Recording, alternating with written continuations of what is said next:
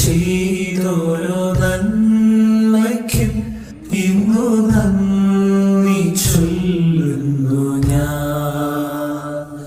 धन्यवाद के साथ स्तुति गाऊंगा हे यीशु मेरे खुदा.